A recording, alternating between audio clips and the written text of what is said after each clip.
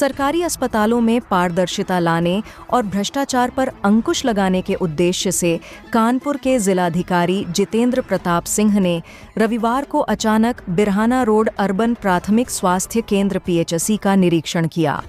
इस दौरान वहां मरीजों की उपस्थिति को लेकर बड़ा फर्जीवाड़ा सामने आया। निरीक्षण के दौरान पीएचसी में तैनात डॉक्टर दीप्ति गुप्ता ने डीएम को मरीजों का रजिस्टर दिखाया, जिसमें 25 मरीजों के नाम दर्ज थे। लेकिन जब डीएम ने संदेह होने पर रजिस्टर में से एक मरीज को फोन मिलाया तो पता चला कि वह व्यक्ति कभी इलाज कराने वहां आया ही नहीं था।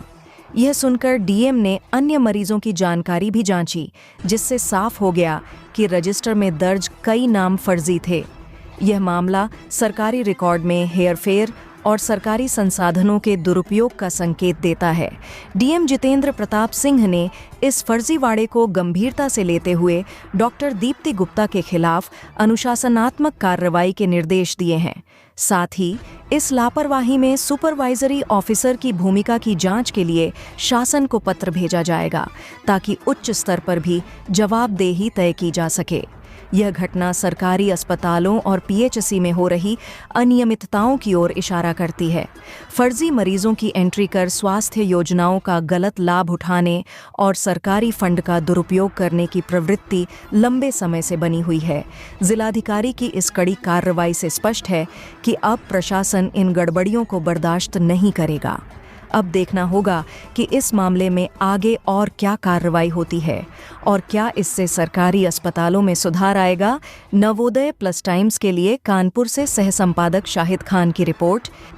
इस शासन के निर्देश हैं कि अर्बन पीएचसीज पर भी, रूरल में जो विशेष पीएचसीज हैं वहां पर हर रविवार में एक आरोग्य मेला लगेगा, जो माननीय मुख्यमंत्री आरोग्य मेला के रूप में जाना जाता है। उसी क्रम में आज 16 फरवरी दिन रविवार में मेरे द्वारा सुबह अभी 10:30-11 बजे के बीच में अर्बन पीएचसी केपीएम या कमलापति मेमोरियल क्षेत्र में निरीक्षण किया गया है।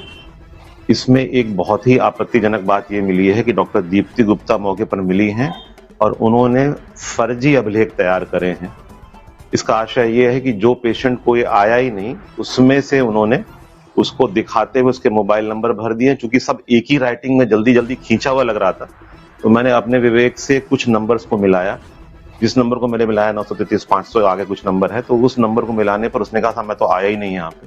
फिर डॉक्टर दीप्ति से मेरे द्वारा पूछा गया और संयोग से डॉक्टर जो नोडल हैं डॉक्टर आर.एन. सिंह, वो भी उनको मैंने बुला लिया था इससे पहले कि आप वहाँ शायद वहाँ जाऊंगा निरीक्षण करने के लिए। उनके सामने उन्होंने ये माना कि उन्होंने ये फर्जी एंट्रीज करी हैं, पेशेंट आए नहीं थे और उन्होंने अपनी सुविधा से पुराने कोई पेशेंट कहीं मिले होंगे तो उस अभिलेखों को लेकर एक प्रकार से अपरूपण और सरकारी अभिलेखों में भी हेराफेरी का एक बहुत ही नकारात्मक और दंडात्मक कार्य किया है उन्होंने। इसके लिए डॉक्टर आर.एन. सिंह जो यहाँ नोडल हैं वो भी क्या देखते हैं तो हम लोग तय करेंगे, सीएमओ साहब क्या देख रहे हैं।